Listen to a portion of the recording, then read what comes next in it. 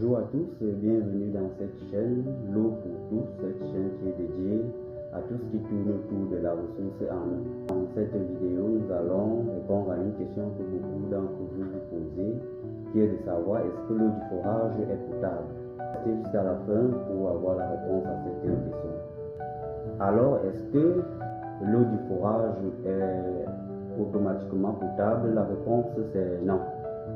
Alors, deux éléments vont nous permettre d'identifier la potabilité de l'eau. Le premier élément, c'est la bactériologie. N'ayez pas peur du terme. La bactériologie, c'est tout simplement, on va identifier si vos eaux contiennent des microbes, des bactéries et tous les micro-organismes qui ne sont pas forcément visibles à l'œil nu. Vous savez, vous pouvez avoir une eau apparemment propre, claire, mais ces bactéries, ces micro-organismes-là ne sont pas visibles à l'œil nu.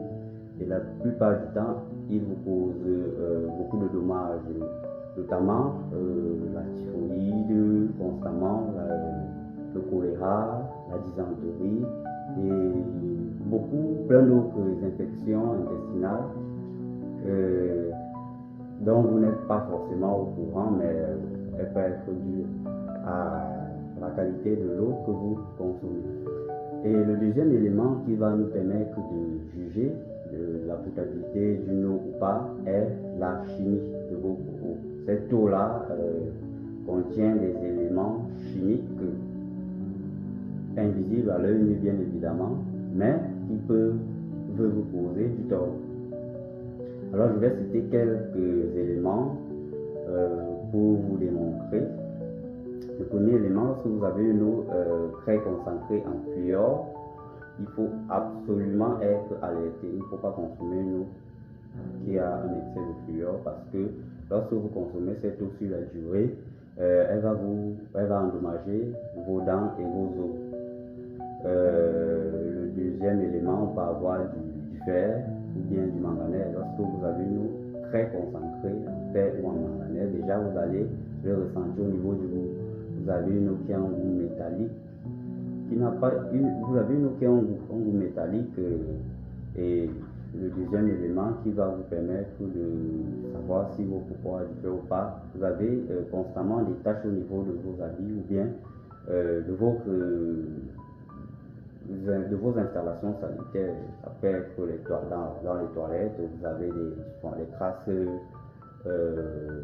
rougeâtres au niveau des toilettes ou bien des lavabos. Ou bien vous avez carrément une eau qui sort rougeâtre ou bien pas propre. Mais au niveau du forage, elle est propre, mais lorsqu'elle arrive chez vous, elle est pas propre. Ça, ce sont les indices que vos poupons contiennent du fer. Cela n'est pas bon pour vos installations. Ça va causer la rouille et attaquer vos différents. Comment faire donc pour connaître que l'eau que vous consommez est potable ou pas? Alors il faut tout simplement analyser votre eau. Il y a deux analyses qu'il faut faire parce qu'il y a deux éléments, comme je vous ai dit tantôt, qui permettent de juger de la potabilité de votre eau. Il y a une analyse bactériologique et une analyse physico-chimique. Alors, si vous voulez connaître si votre eau est potable ou pas, vous pouvez nous contacter via le numéro qui s'affiche sur votre écran. Ce numéro est WhatsApp, vous pouvez nous laisser un message WhatsApp. Nous allons nous déplacer, prélever votre eau et bien évidemment vous dire si cette eau est potable ou pas. Ça, c'est la première étape. Maintenant, si votre eau s'avère ne pas être potable, est-ce qu'il y a des moyens qui permettent de la rendre potable? Ou bien, si l'on constate que votre eau est potable, est-ce qu'il faut impérativement abandonner cette eau ou pas? Toutes ces questions-là seront répondues dans la prochaine vidéo que je vais faire, bien évidemment. Abonnez-vous, n'oubliez pas de vous abonner pour ne pas rater tout cela.